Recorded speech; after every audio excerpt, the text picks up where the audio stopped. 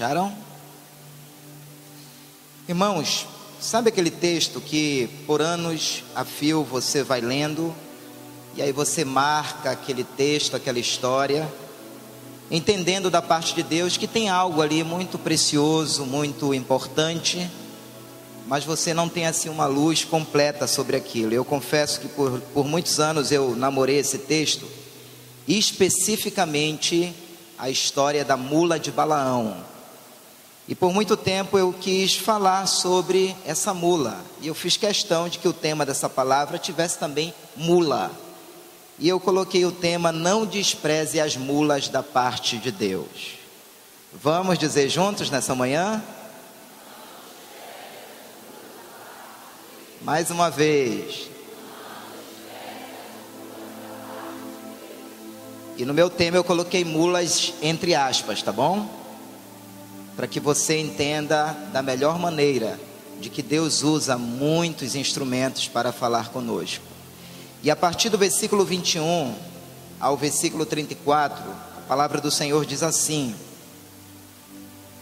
Então Balaão levantou-se pela manhã e preparou a sua jumenta, e foi com os príncipes de Moabe, e a ira de Deus acendeu-se, porque ele se ia, e o anjo do Senhor pôs-se-lhe no caminho por adversário, e ele ia caminhando montado na sua jumenta, e 2 de seus servos com ele. Viu, pois, a jumenta o anjo do Senhor, que estava no caminho, com a sua espada desembainhada na mão, pelo que desviou-se a jumenta do caminho, indo pelo campo. Então Balaão espancou a jumenta para fazê-la tornar ao caminho. Mas o anjo do Senhor pôs-se numa vereda entre as vinhas, havendo uma parede de um lado e de outro. Vendo, pois, a jumenta o anjo do Senhor, encostou-se contra a parede e apertou contra a parede o pé de Balaão. Por isso tornou a espancá-la. Então o anjo do Senhor passou mais adiante, pôs-se no lugar estreito, onde não havia caminho para se desviar nem para a direita e nem para a esquerda. E vendo a jumenta o anjo do Senhor, deitou-se debaixo de Balaão, e a ira de Balaão acendeu-se, e espancou a jumenta com o seu bordão. Então o Senhor abriu a boca da jumenta, a qual disse a Balaão: Que te fiz eu, que me espancaste estas 3 vezes? E Balaão disse à jumenta: Por que zombastes de mim? Quem dera que tivesse eu uma espada na mão, porque agora mesmo te mataria. E a jumenta disse a Balaão: Porventura não sou a tua jumenta, em que montastes desde o tempo em que me tornei tu até hoje? Acaso tem sido o meu costume fazer assim contigo? E ele respondeu: Não. Então o Senhor abriu os olhos a Balaão, e ele viu o anjo do Senhor, que estava no caminho, e a sua espada desembainhada na mão, pelo que inclinou a cabeça e debruçou-se sobre a sua face. Então o anjo do Senhor lhe disse: Porque já 3 vezes espancastes a tua jumenta? Eis que eu saí para ser teu adversário, portanto o teu caminho é perverso diante de mim. Porém a jumenta me viu, e já 3 vezes se desviou de mim. E se ela não se desviasse de diante de mim, na verdade eu agora te haveria matado, e a ela deixaria com vida. Então Balaão disse ao anjo do Senhor: Pequei. O que ele disse? Porque não sabia que estavas neste caminho para te opores a mim, e agora, se parece mal aos teus olhos, voltarei. Você pode dizer amém? Queridos, o que nos importa nessa manhã, e que a minha oração seja essa, é que Deus fale ao nosso coração. Posso ouvir amém? Você pode sentar.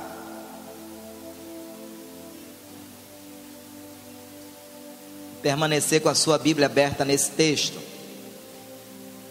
Eu queria poder situar você sobre o momento que Israel estava vivendo na altura desse texto aqui, ok?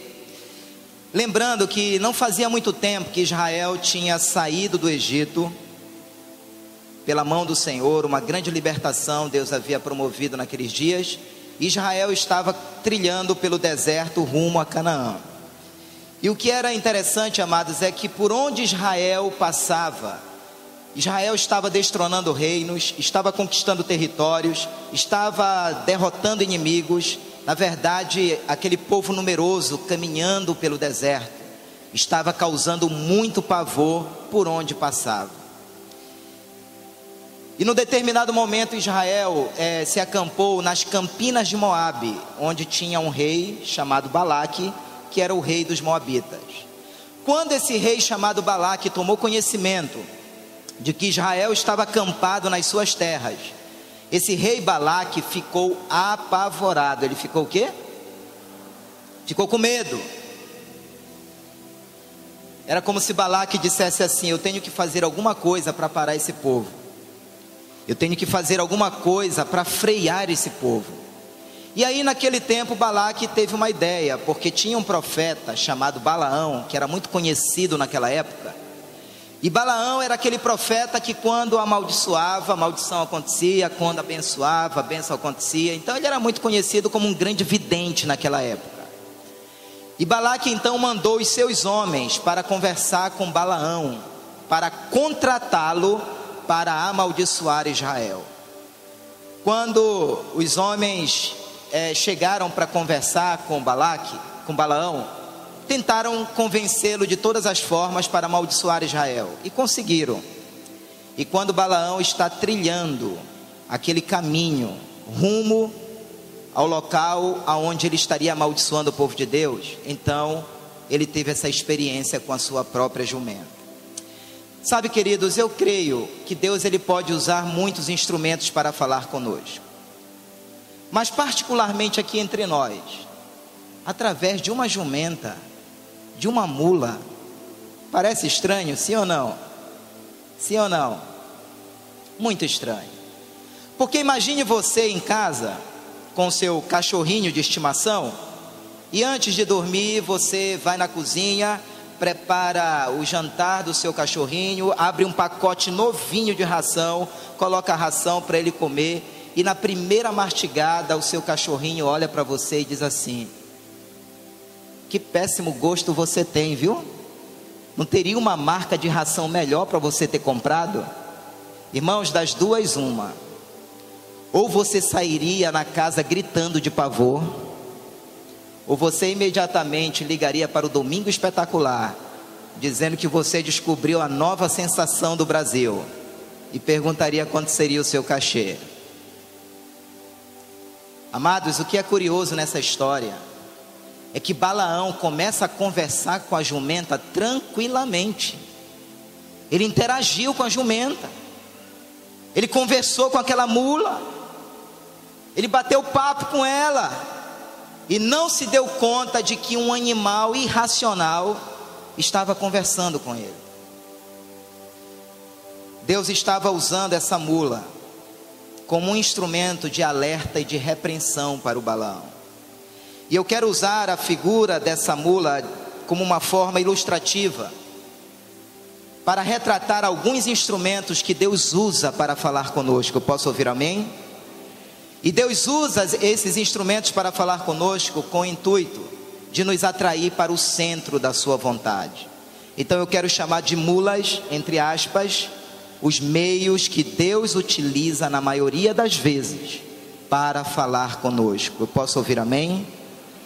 Diga para o seu irmão: Deus quer falar com você nesse tempo.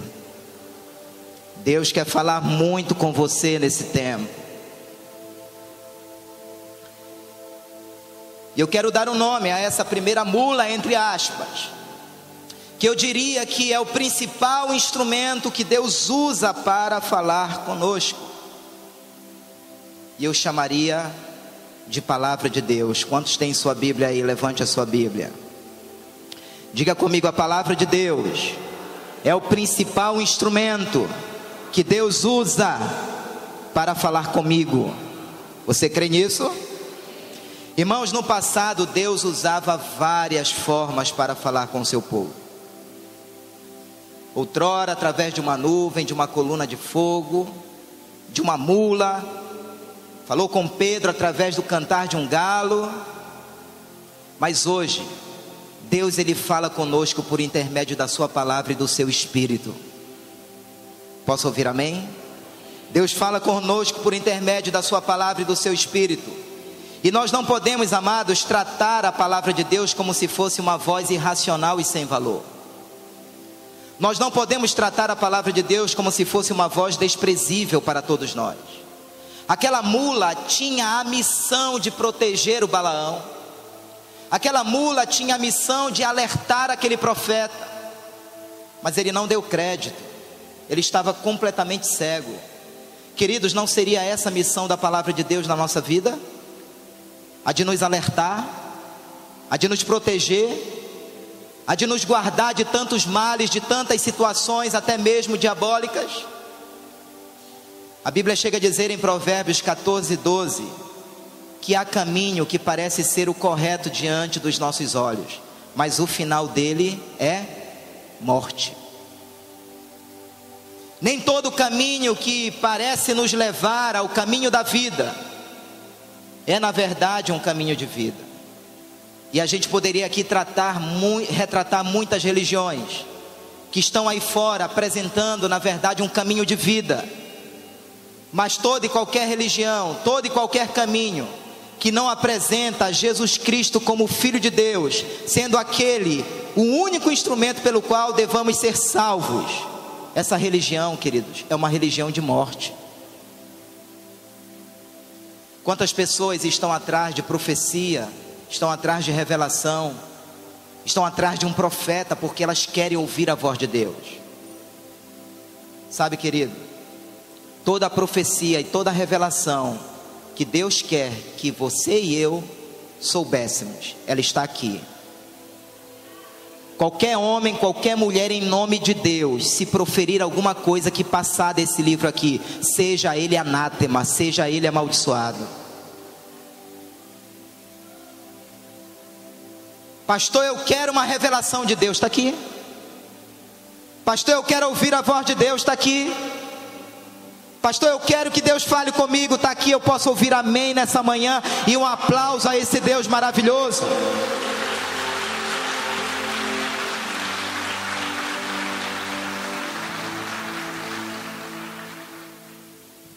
E a mulinha, queridos, a jumentinha,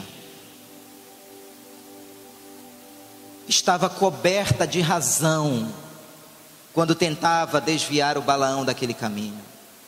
Sabe, amados, a Bíblia, ela está coberta de razão naquilo que ela diz, naquilo que ela fala, naquilo que ela afirma, naquilo que ela mostra. Esse livro aqui, queridos, não é um instrumento de morte para nós, é um instrumento de vida. Pelo menos precisa ser um instrumento de vida. Eu me lembro de um fato verídico que aconteceu em 1997, na Califórnia, Estados Unidos, com um rapaz chamado Gregório. Na época ele tinha 17 anos.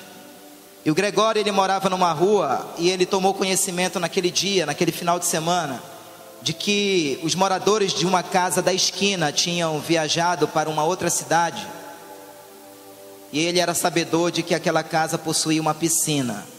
E ele ligou então para os seus amigos adolescentes, para os seus amigos jovens, convidando-os a invadirem aquela casa e tomar banho naquela piscina naquele final de semana. Quando todos se reuniram na esquina da sua casa, eles então saíram correndo. E vez por outra, o Gregório, ele virava para trás e brincava e zombava, dizendo: eu vou chegar primeiro, eu vou pular primeiro. E no jardim daquela casa, antes da piscina, havia ali muitas placas dizendo: não entre, não invada, não pule, não ultrapasse. E nessa do Gregório ficar olhando para trás e tudo, ele saiu pulando, saiu invadindo e pulou na piscina sem se dar conta de que não havia água na piscina. E o Gregório hoje, ele está confinado a uma cadeira de rodas, paraplégico. Agora eu pergunto nessa manhã, igreja, aquelas plaquinhas ali, elas estavam ali? A plaquinha: não invada, não pule, não entre, não ultrapasse. Aquelas plaquinhas estavam ali para tirar a saúde do Gregório? Aquelas plaquinhas estavam ali para roubar a felicidade do Gregório? Aquelas plaquinhas estavam ali para proteger qualquer um que adentrasse naquele recinto. Eu quero dizer, igreja, que a Bíblia ela está cheia de plaquinhas. Essas plaquinhas que estão aqui não é para tirar a nossa alegria de viver. Essas plaquinhas que estão aqui não é para roubar a nossa felicidade. Esses avisos que estão aqui dizendo não minta, não adultere, não roube, não engane. Essas plaquinhas que estão aqui é para que haja proteção na nossa vida. Diga para o seu irmão, olha as plaquinhas, querido. Observe as plaquinhas. Então aqui estava a plaquinha de Deus para Balaão no versículo 12. Números 22, versículo 12. Então disse Deus a Balaão. O que Deus disse?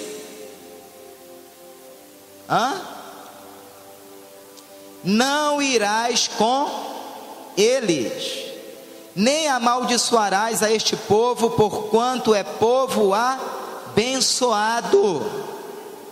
Então, quando os homens de Balaque chegaram para negociar com Balaão, Deus já tinha falado para Balaão: não irás com eles. Deus estava falando, queridos, de forma categórica: Balaão, tu não irás com eles. Igreja, nós não devemos colocar ponto em seguida onde Deus já colocou ponto final.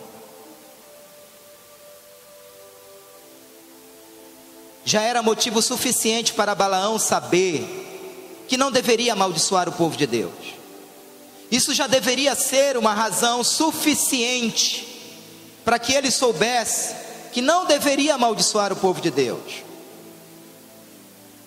E aí no versículo 13, Balaão, ele fez o que normalmente nós fazemos logo quando a tentação aparece, logo quando a provocação surge. Eu diria que Balaão conseguiu aqui ser um crentão. Ele disse não para aqueles homens: eu não vou. Só que o inferno, queridos, ele não se aquieta. Ele inverte de todas as maneiras. Ele inverte de todas as maneiras. Os homens voltaram com Balaque e disseram: olha, Balaque, o Balaão não aceitou a nossa proposta, não aceitou as nossas joias, o nosso ouro, a nossa prata. Ele disse que não vem amaldiçoar não. E aí, como o inferno não se aquieta, Balaque, no versículo 15, está aí na sua Bíblia, mandou aqueles homens a segunda vez, dobrando a oferta, dobrando a honra que Balaão receberia para amaldiçoar o povo de Deus. Irmãos, e foi nesse momento que o Balaão balançou. Foi nesse momento que o Balaão balançou e se vendeu. E quando eu olho para o versículo 19 que está aí na sua Bíblia, eu chego a imaginar que Balaão pudesse ter tido algum tipo de esperança de que Deus mudaria de ideia. E aqui, queridos, está o grande engano do pecado. É quando nós olhamos para aquilo que Deus já falou, achando que de repente Deus pode mudar de ideia, achando que de repente eu posso até dizer não, mas Deus me entende. Aqui está o grande engano do pecado, porque Balaão, ele assumiu aquela postura de querer agradar Balaque e Deus ao mesmo tempo. Não tem como você agradar Deus e ao mundo ao mesmo tempo. Eu posso ouvir amém? É como se ele quisesse o salário do pecado, mas ao mesmo tempo quisesse ficar bem com Deus. Aí não tem como, queridos. Isso não combina no reino de Deus. Porque a palavra do crente é sim, sim e não, não. O que passar disso vem do maligno. Balaão, como profeta das concessões, tipifica o crente religioso, que apesar de conhecer a Deus formalmente, nega-o com suas desobediências, nega-o quebrando princípios. Eu vou lhe dizer algo aqui dentre tantas coisas, e quem dera se muitos líderes pudessem estar ouvindo isso nessa manhã. Deus não quer ser para nós um resolvedor de problemas. Deus quer ser para nós o nosso dono e o nosso Senhor. Pode dar um aplauso a esse Deus. É para Jesus esse aplauso, é?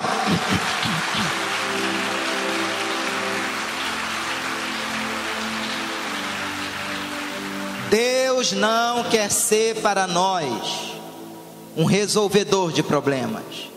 Ele quer ser para nós o nosso dono e o nosso Senhor. E se Ele for o nosso dono e o nosso Senhor, querido, você está na melhor mão que você poderia estar. Porque esse Deus certamente vai cuidar de cada uma das nossas necessidades, como Ele já prometeu em sua palavra. Sabe quando a gente se parece com Balaão? Quando a gente insiste em fazer as coisas do nosso jeito. A gente se parece com Balaão quando nós decidimos por algo que Deus reprova. E muitas vezes dizemos que não tem nada a ver. Eu quero dizer, amados, que Deus ainda reprova o sexo antes do casamento. Eu vou repetir isso, que eu fiquei preocupado aqui nessa manhã. Eu quero dizer que Deus ainda reprova o sexo antes do casamento. Irmãos, eu ainda estou preocupado. Eu quero dizer que Deus reprova o sexo antes do casamento. Isso não mudou. Deus ainda reprova, queridos, o jugo desigual, o namoro do crente com o ímpio.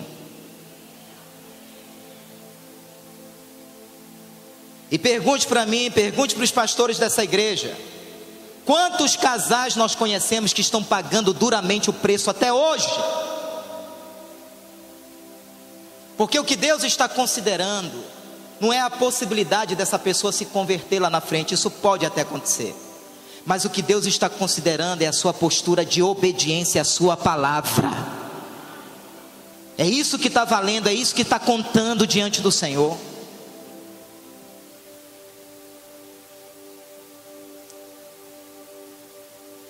Deus ainda reprova o aborto. Deus não aprova o divórcio. Eu não estou dizendo que quem divorciou um dia está em pecado, mas há pessoas, até porque o divórcio para algumas pessoas foi libertação e livramento, meu irmão. Mas eu estou dizendo que tem muita gente dizendo assim: não, eu vou me divorciar. Deus não aprova, queridos, essa postura, esse comportamento. O que Deus uniu, não separe o homem, está escrito. Não coloque ponto em seguida onde Deus já colocou ponto final. Posso ouvir amém? E aí, aqui no versículo 28 do capítulo 22, então o Senhor fez falar a mula, a qual disse a Balaão: que te fiz eu, que já me espancartes 3 vezes? Meu, misericórdia, irmãos. Coitada daquela mula. Isso aqui era caso de polícia, irmãos. Lei Maria da Penha. Misericórdia. A voz dessa mula, queridos, representava a voz da sensatez, a voz da prudência, a voz da sabedoria, a voz do caminho certo. Quantas vezes nós transformamos a voz da verdade numa voz desprezível, insignificante. Não estamos nem aí para o que a Bíblia fala, não estamos nem aí para o que o Senhor está falando. Sabe, igreja, o homem, o ser humano, quando desbanca Deus do seu coração, ele vive à beira da irracionalidade. Aquela mula ali estava mais para profeta e Balaão estava mais para ser jumenta ali. Porque ele nem se deu conta de que um animal irracional estava conversando com ele. Porque o homem, quando tira Deus do centro da sua vida, ele vive à beira da irracionalidade. Porque observe bem, igreja, a mula conseguia ouvir a voz do anjo, a mula conseguia ver o anjo, mas o Balaão não conseguia. O Balaão não conseguia ouvir a voz de Deus, e o Balaão não conseguia ver o anjo. Eu quero falar agora da segunda mula, entre aspas, que Deus usa para falar conosco. E eu quero chamar essa segunda mula aqui de pessoas chaves. Vamos dizer juntos? Pessoas chaves. Mais alto. Deus estava, como eu já disse, usando uma mula como um instrumento de alerta para Balaão, para que ele retornasse ao caminho certo. Mas o Balaão estava sem visão espiritual. Todas as vezes que nós nos encontrarmos sem visão espiritual, Deus vai usar pessoas chaves para falar conosco. Posso ouvir amém? Partindo desse prisma, Deus sempre usa pessoas chaves que vão nos ajudar a enxergar a verdade. Elas são como mulas, entre aspas, que Deus usa para falar conosco. Pastor, quem são essas pessoas chaves? Eu diria aqui, nossos líderes, nossos pais, nossos irmãos em Cristo mais achegados, que são verdadeiros amigos na nossa vida. E por que não dizer o nosso cônjuge? Irmãos, na vida de um homem casado, a pessoa que Deus mais usa depois do Espírito Santo é o nosso cônjuge. E muitas vezes Deus usa como uma lixa de Deus. Teve nem um amém aí, irmãos? Como uma lixa de Deus, para que o Senhor vá trabalhando na nossa vida. Quantos maridos aqui já foram abençoados através da vida da sua esposa, ministrados? E quantas esposas já foram aqui? Amém, irmã. Nunca foi abençoada pela vida do seu marido? Ele nunca lhe deu um cheque em branco assinado? Ele nunca lhe adicionou no cartão de crédito? Já? Então pronto. Veja o versículo 30 do capítulo 22. E a jumenta disse a Balaão: porventura não sou a tua jumenta em que montastes desde o tempo em que me tornei tua até hoje? Acaso tem sido o meu costume fazer assim contigo? E ele respondeu: não. Irmãos, observem aqui que não era um animal qualquer. Nós estamos falando do bicho de estimação do Balaão, alguém que esteve com ele por toda a vida. Tanto é que essa jumenta, essa mula, contra-argumenta dizendo: Balaão, eu convivo contigo por toda a vida. Me diz aí pelo menos um dia que eu fiz isso contigo. Me diz pelo menos um momento que eu me comportei assim, dessa maneira. Irmãos, não seriam os nossos líderes que estão conosco por toda a vida? Não seria o nosso cônjuge aquela pessoa que caminha conosco, que vive conosco por toda a vida? Não seria o nosso pai, a nossa mãe, aquele instrumento que nos acompanha desde o nosso nascimento? Esse animal, essa mula, era alguém que estava perto de Balaão por toda a vida. E aquela mula tentava ajudar o Balaão, porque se aquela mula insiste na sua caminhada, o anjo teria matado o Balaão. E ela estava tentando ajudar. E sabe o que o Balaão fez? Tacou-lhe o sarrafo nela. Disse para ela: olha, infelizmente eu não tenho uma espada aqui, senão eu te mataria. Ali tinha um bordão, uma vara, e espancava aquela mula. Ela estava tentando ajudá-lo e ele se mostrava irritado, agressivo. Escute só: comportamento de pessoas irritadas e agressivas é típico de pessoas quando são contrariadas nas suas vontades e no seu querer. Toda pessoa que é contrariada na sua vontade carnal, ela esboça uma reação de agressividade, de irritabilidade. Ela se mostra agressiva. Sim ou não? De profeta de Deus, de homem de Deus, o Balaão começou a se mostrar como um homem carnal e maligno. Quem não muda pela voz das mulas, vai ter que se deparar com o juízo do próprio Deus. Eu vou repetir isso: quem não muda pela voz das mulas, vai ter que se deparar com o juízo do próprio Deus. Pode dar um aplauso a esse Deus?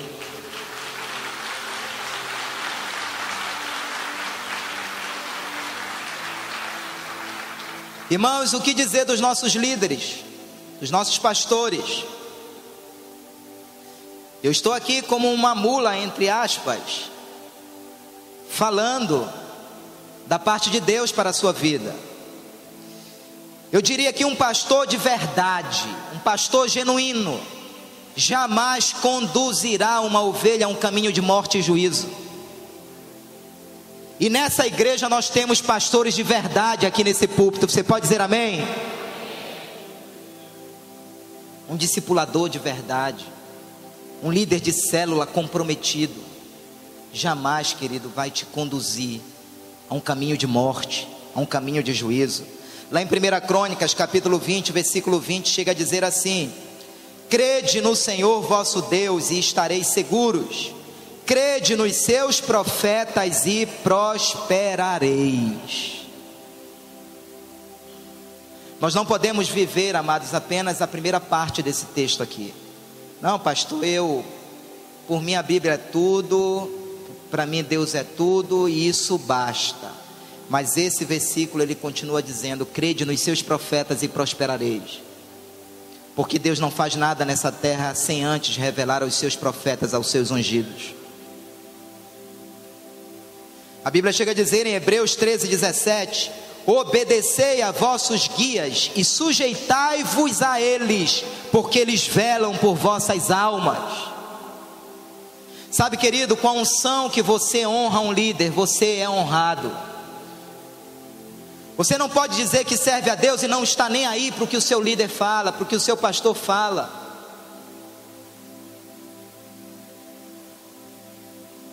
Sempre quando eu aconselho os jovens, eu falo de algo que para mim é poderoso na vida.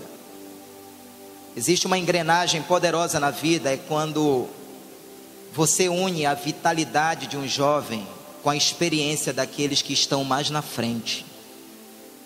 Isso é uma engrenagem poderosa na vida, porque o jovem, a pessoa nova, está com todo aquele ímpeto, mas se ele conseguir unir, sabe, a esse entusiasmo, a esse dinamismo, a experiência daqueles que estão mais lá na frente, isso vai se tornar uma engrenagem poderosa para ele na vida. Portanto, você que ainda é jovem, respeite muito os cabelinhos brancos na cabeça daqueles que estão mais na frente. Com todo o respeito, apóstolo, mas eu aprecio muito, eu sei que vez por outra a gente está conversando e o senhor me orienta, como orienta todos os pastores daqui, e eu remoo muito o que o senhor me fala. Eu vou ruminando, porque eu sei que por trás desses cabelinhos brancos tem muita experiência. Sabe, queridos, nunca despreze a bênção do seu líder. Nunca despreze a bênção do seu líder. Vai começar um namoro, procure o seu líder. Vai tomar uma decisão séria, procure o seu líder. Quantas pessoas já quebraram cabeça tentando resolver algo, e num gabinete, pela simples imposição da mão de um pastor orando, as portas se abriram. Nós temos inúmeros testemunhos desses.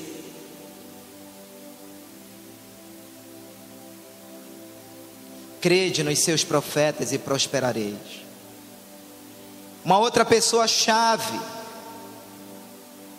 que eu diria, o nosso pai, a nossa mãe. A mula de Balaão tinha a missão de conduzir o seu dono de uma forma segura, de uma forma tranquila. Não seria essa, queridos, a missão de um pai responsável? Um pai sensato, ao ver o seu filho trilhando pelo caminho do erro, jamais deixará de adverti-lo. É mandamento de Deus, Êxodo 20, verso 12. Honra teu pai e tua mãe para que se prolongue os teus dias na terra. Se você, filho, está transformando a voz do seu pai como se fosse uma voz de uma mula desprezível, você vai se deparar com o próprio juízo de Deus. O que dizer, queridos, de irmãos em Cristo, os mais achegados, Eu digo os mais achegados porque você não tem que estar abrindo sua vida para todo mundo. Felizmente tem gente que tem o dom de língua e aqueles que dão de língua, né? Sai falando da tua vida para todo mundo. Mas eu sou uma testemunha, queridos. Quantos irmãos tão simples, que nunca estiveram no púlpito, nunca estiveram em evidência, mas eles foram boca de Deus para a minha vida.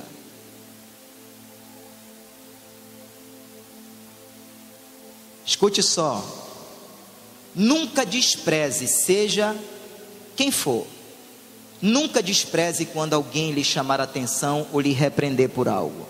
Não despreze, porque pode ser Deus falando com você.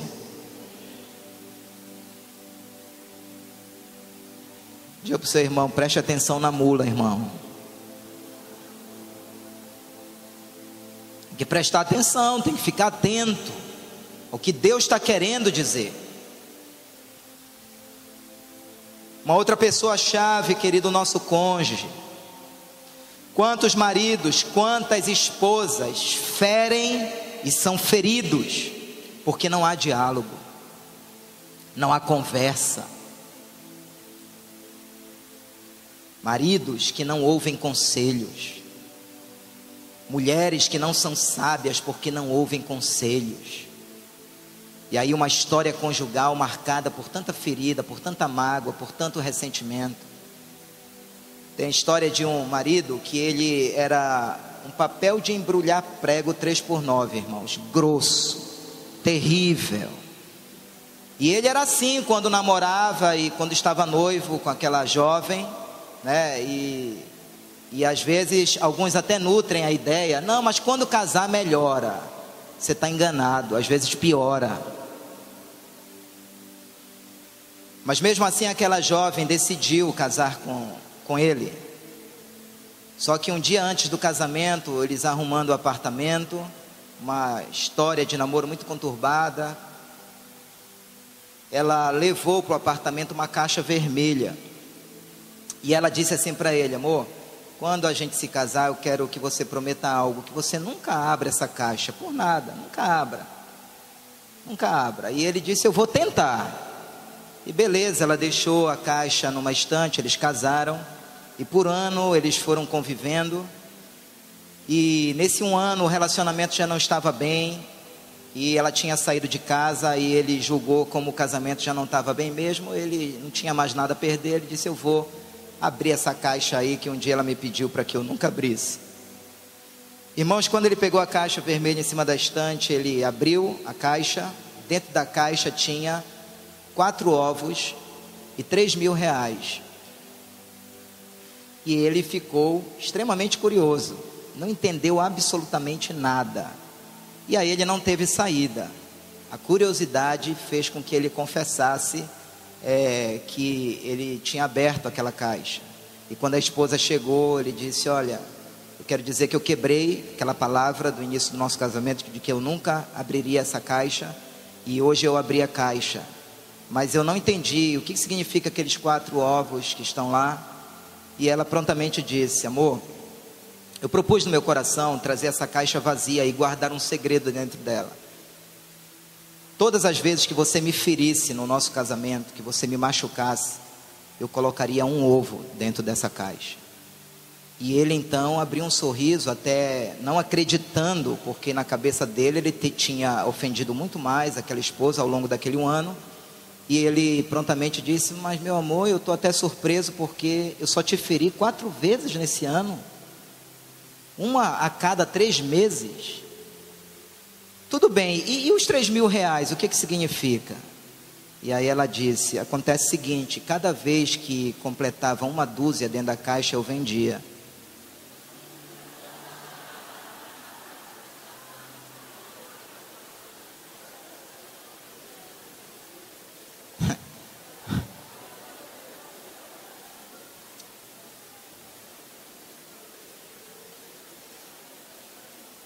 Queridos, quantos casamentos marcados por tantas feridas, porque não há diálogo, porque não há conversa, porque não há relacionamento. E para a gente terminar, Eu quero dar um outro nome a essa terceira mula, entre aspas, chamando-a de certos acontecimentos. Deus usa certos acontecimentos para falar conosco. Números capítulo 22 é o mesmo texto. Leia o versículo, vamos ler o versículo 32 ao 33. Então o anjo do Senhor lhe disse: porque já 3 vezes espancartes a tua jumenta, eis que eu saí para ser teu adversário, porquanto teu caminho é perverso diante de mim. Porém a jumenta me viu e já 3 vezes se desviou de diante de mim. E se ela não se desviasse de diante de mim, na verdade eu agora te haveria matado, e a ela eu deixaria com vida. Irmãos, já aconteceu de você projetar algo, programar algo, e aquilo começar a não dar certo? Quem já teve essa experiência? O que você fez nesse momento? Você repreendeu o inimigo? Você repreendeu o inferno? Eu preciso te dizer, à luz desse texto aqui, que certas situações da nossa vida não tem nada a ver com o diabo. Muitas vezes é o próprio Deus nos livrando de algo pior. Pode dar um aplauso a esse Deus?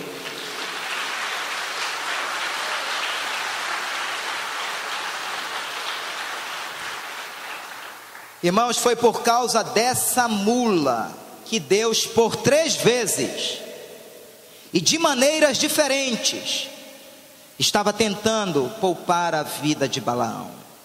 Foi por causa dela, por 3 vezes e de formas diferentes, porque Deus é assim. Antes do juízo chegar, Ele fala pelo menos umas 200 vezes com a gente. Aí o juízo chega porque não teve mais jeito, você não mudou pelo amor.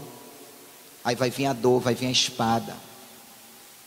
Então estava lá Balaão, em cima daquela jumenta, daquela mula. A mula vê o anjo e desvia o caminho, e o Balaão taca-lhe o sarrafo nela.